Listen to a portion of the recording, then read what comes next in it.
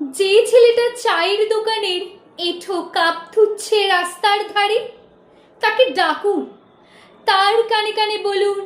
সুজলাং সুফলাং মলয়জ শীতলাং শস্য শ্যামলাং মাতরম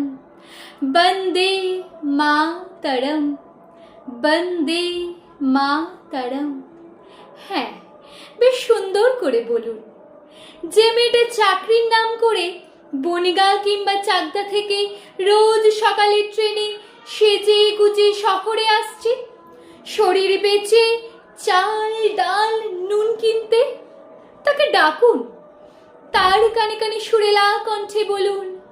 সার্থক জনম আমার জন্মেছি এই দেশে, সার্থক জনম মাগো তোমায় ভালোবেসে। যে লোকটা লটারির টিকিট নিয়ে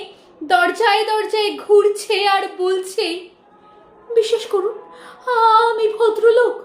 আজ 10 বছর হলো আমার কারখানা বন্ধ, লকআউট, তাকে ডাকুন, তার কানে কানে বলুন, বলো বলো বলো সবে, শত বীণা বেনু রবে, ভারত আবার জগত সভায় শ্রেষ্ঠ আসন লবে। রাতের আকাশ কাঁপিয়ে অজর ধারায় বৃষ্টি নামলে যে মা আজও লণ্ঠন হাতে টালির ঘরের দরজায় ঠায় দাঁড়িয়ে থাকেন তার খোকন ফিরে আসবে বলে, যে খোকনকে এমনই এক বর্ষার উন্মত্ত রাতে কালো গাড়ির পুলিশ ডেকে নিয়ে গিয়েছিল, আর পরদিন বরানগরের রাস্তায় ভোরের ঘুম ভাঙা কুকুর প্রথম দেখেছিল যার কুলিপিত্ত রক্তাক্ত লাশ, সেই মাকে ডাকুন, তার কানে কানে বলুন, হাম বুলবুলে হ্যায় ইসকি এ গুলসিতা হামারা, সারে জাহাঁ সে আচ্ছা হিন্দুস্তান হামারা। সবাইকে সব কিছু বলা শেষ হলে শুনশান শীতের রাতে 5 মাথার মোড়ে ঘোড়ায় চড়ে বসা সেই মহা বিপ্লবীর পায়ের সামনে ধীরে ধীরে এগিয়ে যান। ফাঁকা রাস্তায় রাতের বাতাসে কান পাতুন,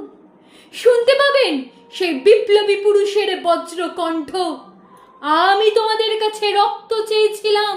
তোমাদের স্বাধীনতা এনে দেব বলে, আমি পারিনি, কিন্তু আমি আমার সমস্ত জীবন উৎসর্গ করেছি। আর তোমরা তোমরা হাম বুলবুলে হ্যায় ইসকি ये गुलसिता हमारा हमारा, सारे जहां से अच्छा हिंदुस्तान